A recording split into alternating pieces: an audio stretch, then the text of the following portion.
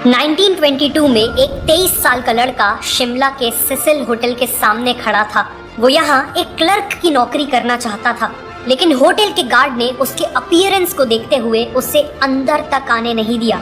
उस समय किसी ने सपने में भी नहीं सोचा होगा कि आगे चल के यही लड़का न केवल इस होटल का मालिक बनेगा, बल्कि पूरे इंडिया की one of the most luxurious hotel chain को बिल्ड करेगा। ये कहानी है दी ओबेरॉय होटल्स की। साल 1898 अनडिवाइडेड इंडिया के पंजाब प्रोविंस में जन्म होता है मोहन सिंह ओबेरॉय का। वो केवल 6 महीने के थे जब एक एपिडेमिक में उन्होंने अपने फादर को खो दिया, लेकिन इसके बाद भी मोहन की मदर ने इंश्योर किया कि उन्हें एजुकेशन मिले। 16 साल की उम्र में उन्होंने कॉलेज एजुकेशन के लिए लाहौर जाके डीएवी कॉलेज को ज्वाइन कर लिया और वहाँ उनकी लाइफ में 2 खास चीजें हुई। पहला, उन्होंने इंग्लिश में कम्युनिकेट करना सीखा और दूसरा, उन्हें एक शू फैक्ट्री में पार्ट टाइम जॉब मिल गई। देखते ही देखते उन्होंने डिजाइन और प्रोडक्शन प्रोसेस को डीपली समझ लिया। वो एक नॉर्मल वर्कर से पहले सुपरवाइजर बने और फिर फुल टाइम मैनेजरियल पोजीशन पे आ गए। गरीबी से उठकर आए मोहन को लगने लगा था कि उनकी लाइफ अब सेटल हो चुकी है कि तभी कहानी में एक ट्विस्ट आता है। 1919 में पूरे इंडिया में ब्रिटिशर्स के द्वारा लगाए गए रॉलेट एक्ट के खिलाफ प्रोटेस्ट चालू हो गए, जिस कारण कई बिजनेसेस को नेगेटिव इम्पैक्ट हुआ। कुछ सालों तक स्ट्रगल करने के बाद 1922 में शू फैक्ट्री भी बंद हो गई और रातों रात Mohan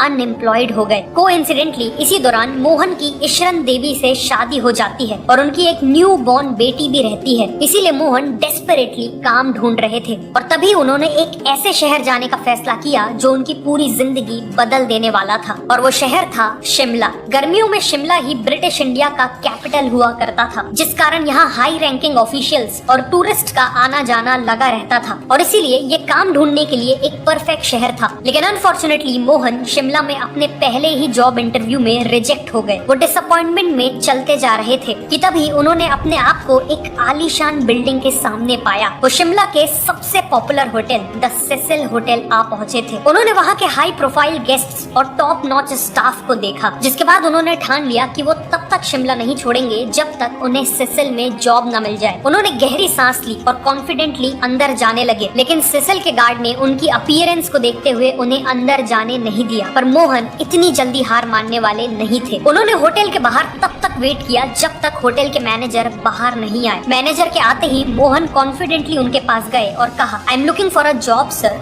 do you have a vacancy at the Cecil? Mohan की इंग्लिश सुनकर मैनेजर काफी इम्प्रेस हुए और अगले ही दिन उन्हें द सिसिल होटल में 50 रुपए पर मंथ की सैलरी पे क्लर्क की नौकरी मिल गई। सिसिल में मोहन की मेन रिस्पॉन्सिबिलिटी थी कोल की सप्लाई और स्टॉक मैनेज करना। जल्द ही उन्हें आइडिया आया कि कोल डस्ट बॉल्स यूज करके होटल का बहुत पैसा बच सकता है। ये बॉल्स न केवल सस्ती हैं, बल्कि ये अपनी स्लो बर्निंग कैरेक्टरिस्टिक के कारण रात भर बॉयलर्स को चालू रख सकती है और सुबह बस थोड़ी सी नॉर्मल कोल ऐड करके पानी जल्दी गर्म हो सकता है। उन्होंने ये आइडिया इम्प्लीमेंट किया और होटल का बहुत फायदा हुआ। इसके अलावा मोहन को टाइपिंग और शॉर्ट हैंड राइटिंग भी आती थी, इसीलिए जल्द ही उन्होंने मैनेजर को डॉक्यूमेंटेशन और लेटर्स लिखने में असिस्ट करना चालू कर दिया। ये सब देखकर मैनेजर ने उन्हें प्रमोट करके गेस्ट क्लर्क बना दिया और सैलरी भी बढ़ा दी। सिसिल होटल में यूजुअली केवल वीआईपी गेस्ट आते थे और मोहन इन गेस्ट्स के बिहेवियर और प्रेफरेंसेस को डीपली ऑब्जर्व करते थे। साथ ही साथ उन्होंने खुद से ही कई और रिस्पॉन्सिबिलिटीज जैसे कैशियर की रिस्पॉन्सिबिलिटी भी ले ली थी, जिस कारण उन्हें गेस्ट से पर्सनल इंटरेक्शन करने का मौका मिलता था। इन सब के कारण 1925 तक वो न केवल वीआईपी गेस्ट से डील करने में एक्सपर्ट बन चुके थे, बल्कि उनमें होटल के सभी ऑपरेशंस की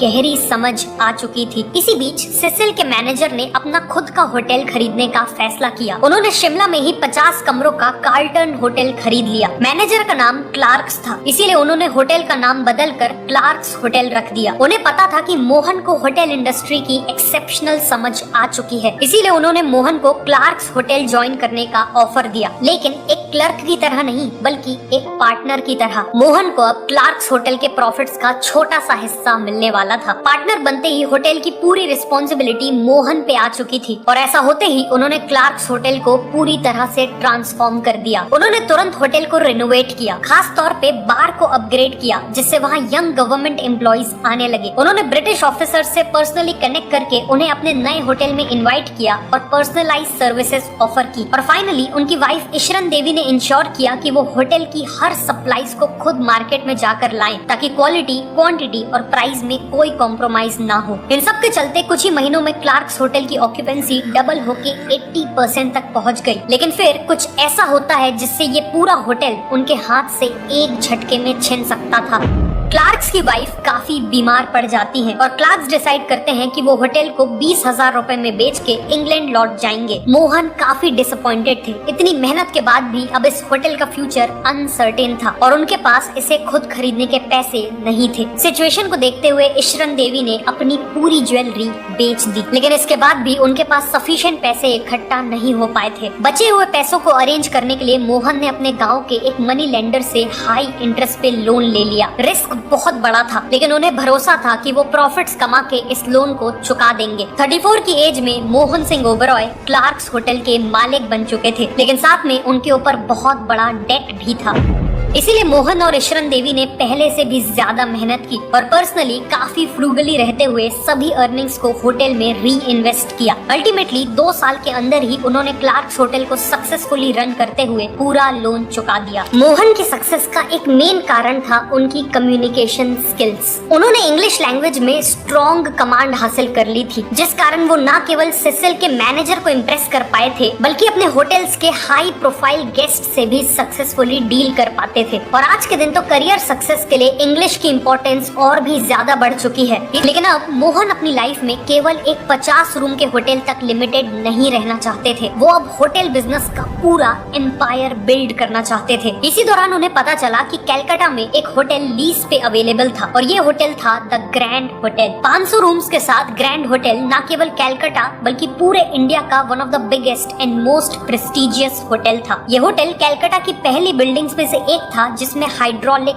लिफ्ट थी और सालों से इसने रॉयल फैमिलीज, सेलिब्रिटीज और डिग्नेटरीज को होस्ट किया था। लेकिन रिसेंटली यहाँ कंटेमिनेटेड वाटर के कारण टाइफॉइड आउटब्रेक हो गया था, जिसमें 6 लोगों की जान चले गई थी। इस इंसिडेंट के बाद होटल की रेपुटेशन मिट्टी में मिल चुकी थी। इसीलिए अल्टीमेटली 1937 में ये होटल बंद पड़ गया और इसके ओनर्स इसे लीज पे देना चाहते थे। मोहन के सामने अब 2 रास्ते थे, या तो शिमला में अपने छोटे होटल को बिना कोई रिस्क के चलाते रहे, या फिर क्लार्क्स होटल से 10 गुना बड़े होटल को लीज पे लेकर अपनी किस्मत आजमाएं। मोहन ने दूसरा ऑप्शन चुना और 8,000 रुपए पर मंथ के रेट पे द ग्रैंड होटल को लीज पे ले लिया। लेकिन जब उन्होंने होटल की हालत को प्रॉपरली देखा तो उन्हें अपने डिसीजन पे डाउट होने लगा। बिल्डिंग के अंदर के हर दीवार में धूल की मोटी परत जमी हुई थी, पेंट उखड़ चुका था और इंटीरियर्स बुरी तरह डैमेज हो चुके थे। होटल को रिवाइव करने के लिए उसे एक मैजिकल ट्रांसफॉर्मेशन की जरूरत थी। इसीलिए मोहन ने फिर से एक लोन लिया और बिना देरी किए एक मैसिव क्लीन अप ऑपरेशन करवाया, जिसमें होटल का हर एक कोना डीपली क्लीन करवाया गया। इंटीरियर्स जैसे टपेस्ट्रीज, गिल्ट मिरर्स, मार्बल पिलर्स और शैंडलियर्स को रीस्टोर किया गया। फाइनली उन्होंने पर्सनली होटल के पुराने स्टाफ जैसे शेफ्स, हाउसकीपिंग स्टाफ और पोर्टर्स एक्सेट्रा को रीच आउट किया और उन्हें वापस होटल ज्वाइन करवाया, क्योंकि यही लोग होटल को सबसे अच्छे से जानते थे। लेकिन एक चीज को रीस्टोर करना अभी भी बाकी था और वो थी होटल की रेपुटेशन, जो टाइफॉइड आउटब्रेक के कारण खराब हुई थी। मोहन ने इस प्रॉब्लम को जड़ से खत्म करने का फैसला किया। उन्होंने होटल में लगे हुए हर एक पाइप और ओवरहेड टैंक को निकाल फेंका और एक नया मॉडर्न प्लम्बिंग सिस्टम इंस्टॉल किया। ऑल्सो उन्होंने एक नई प्रैक्टिस एस्टैब्लिश की, जिसमें वो खुद सुबह सबसे पहले अपने पूरे स्टाफ की हाइजीन जैसे नेल्स, हेयर और यूनिफॉर्म को इंस्पेक्ट करते थे। इवेंचुअली लोगों के बीच ये बात फैल गई कि न केवल ग्रैंड होटल पहले से ज्यादा प्रीमियम सर्विसेज दे रहा है, बल्कि वो अब 100% सेफ है। और इसीलिए अगले 2 सालों में ग्रैंड होटल की ऑक्यूपेंसी वापस से बढ़ने लगी। लेकिन जैसे ही सिचुएशन बेटर होने लगी, वैसे ही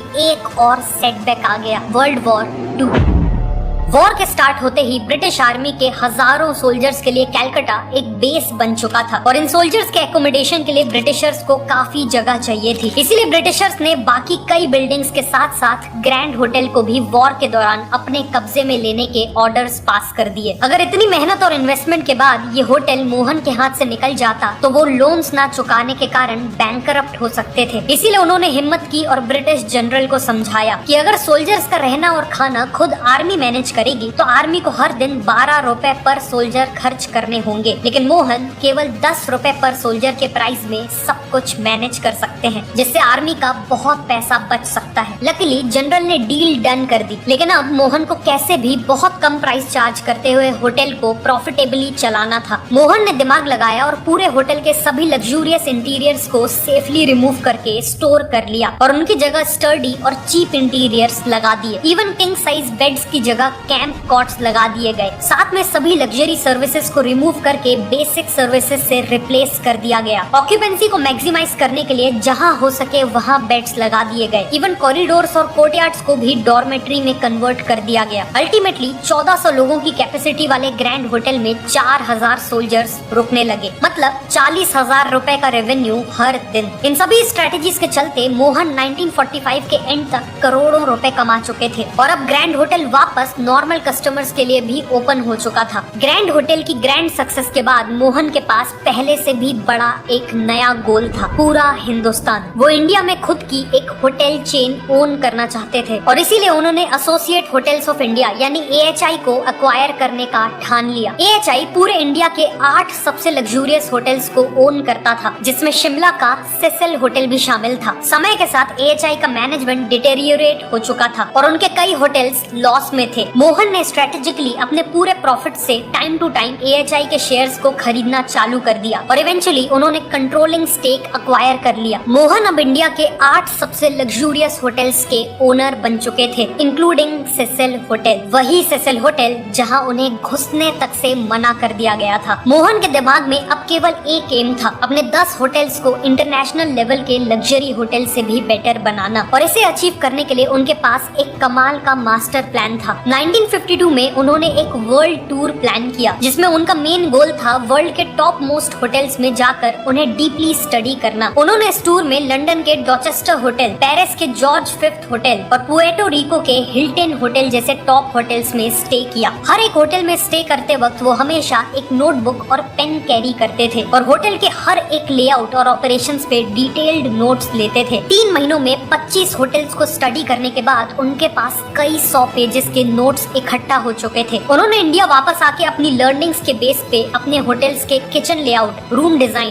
public area design, menu design और रूम सर्विस जैसी हर एक चीज में मैसिव इंप्रूवमेंट्स किए और इंटरनेशनल लेवल के स्टैंडर्ड्स अचीव कर लिए। 1955 में मोहन ने देखा कि इंडिया में कई ऐसी हिस्टोरिकल प्लेसेस हैं जहां एक टाइम पे तो राजा महाराजा रहा करते थे, लेकिन आज वहां कोई नहीं रह रहा। उन्हें यहाँ एक बहुत बड़ी अपॉर्चुनिटी दिखी, इसीलिए उन्होंने रॉयल फैमिली से नेगोशिएट करके इन पैलेसेस को लीज पे लेने का फैसला किया। सबसे पहले उन्होंने कश्मीर के महाराजा हरि सिंह के गुलाब भवन पैलेस को होटल में कन्वर्ट किया और इसी तरह इंडिया को मिला उसका पहला रियल पैलेस होटल। 1970 तक अपनी कंटिन्यूड सक्सेस को देखते हुए ओबेरॉय ग्रुप को लगने लगा कि वो इंडियन लग्जरी होटल इंडस्ट्री के अनडिस्प्यूटेड किंग बन चुके हैं। लेकिन फिर कहानी में एंट्री होती है एक ऐसे ग्रुप की जो ओबेरॉय ग्रुप के लिए सबसे बड़ा चैलेंज बन के उभरता है और एक ग्रुप था द ताज होटल ग्रुप। 1971 तक ताज का केवल एक ही होटल था, उनका मुंबई का ताज पैलेस होटल। लेकिन फिर उन्होंने पहली बार मुंबई से बाहर अपना पहला होटल खोला। उन्होंने उदयपुर के लेक पैलेस को होटल में कन्वर्ट किया। फिर 1972 में जयपुर में रामबाग पैलेस की शुरुआत की। 1976 में फोंसेका होटल को खरीद के दिल्ली में एंट्री ली। इसी तरह 1980s तक ताज ग्रुप इंडिया की ऑलमोस्ट हर प्रोमिनेंट सिटी में अपने होटल्स खोल चुका था। ओबेरॉय को पता था कि अगर उन्हें ताज ग्रुप को सच में टक्कर देनी है तो उन्हें उस शहर में अपना होटल खोलना होगा जहां ताज का फ्लैगशिप होटल था, यानी इंडिया का फाइनेंशियल कैपिटल मुंबई। 1970s में मोहन ने डिसाइड किया कि वो मुंबई के नरीमन पॉइंट पे स्क्रैच से एक होटल बिल्ड करेंगे। इस होटल में 500 रूम्स होने वाले थे और 34 फ्लोर्स के साथ ये उस समय मुंबई की सबसे ऊंची बिल्डिंग्स में से एक होने वाला था। प्रोजेक्ट का टोटल बजट 7 करोड़ का था, लेकिन देखते ही देखते होटल का कॉस्ट करीब 20 करोड़ तक पहुंच गया। इस प्रोजेक्ट के लिए ओबेरॉय ग्रुप ने लोन लिया था और एक ऐसा टाइम आया था जब हर एक दिन की ही इंटरेस्ट पेमेंट्स 1,20,000 तक पहुंच गई थी। इतने बड़े फाइनेंशियल प्रेशर के चलते पूरे ओबरॉय ग्रुप के फाइनेंसेस अफेक्ट होने लगे और ऐसा लगने लगा कि कंस्ट्रक्शन रोकना पड़ेगा। लेकिन फिर 72 की एज में मोहन ने खुद 6 महीनों तक मुंबई में कैंप किया और इंश्योर किया कि होटल टाइम पे कंप्लीट हो। 1973 में होटल ऑपरेशनल हुआ और ओबरॉय ग्रुप के लिए चीजें नॉर्मल होने लगी। लेकिन फिर ओबरॉय को एक और झटका मिलता है।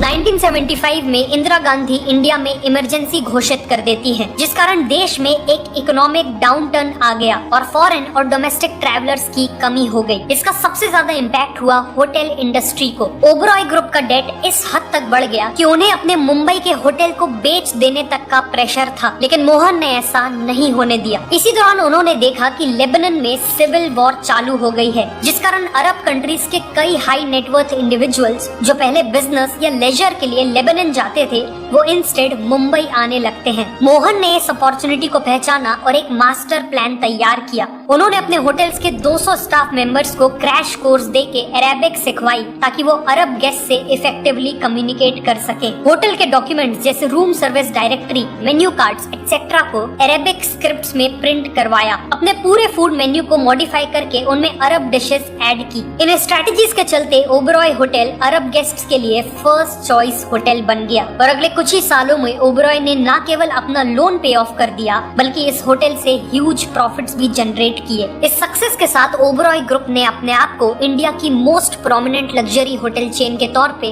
स्टैब्लिश कर लिया था और मोहन सिंह ओबरॉय ने अपनी लाइफ के सबसे बड़े चैलेंज को सक्सेसफुली डील कर लिया था। उनका कहना था कि हमें कभी भी ऐसी चीज एक्सेप्ट नहीं करनी चाहिए जो सेकंड बेस्ट हो और उन्होंने इसी फिलॉसफी के साथ ओबरॉय ग्रुप को बिल्ड किया। आज अपने 32 लग्जरी होटल्स के साथ ओबरॉय न केवल इंडिया बल्कि वर्ल्ड के फाइनेस्ट होटल चेन्स में से एक है। और सबसे इम्पोर्टेंट बात यह है कि हजारों करोड़ों के इस बिजनेस एम्पायर को बिल्ड करने के पीछे एक ऐसे इंसान का हाथ है जो कभी खुद होटल का क्लर्क हुआ करता था।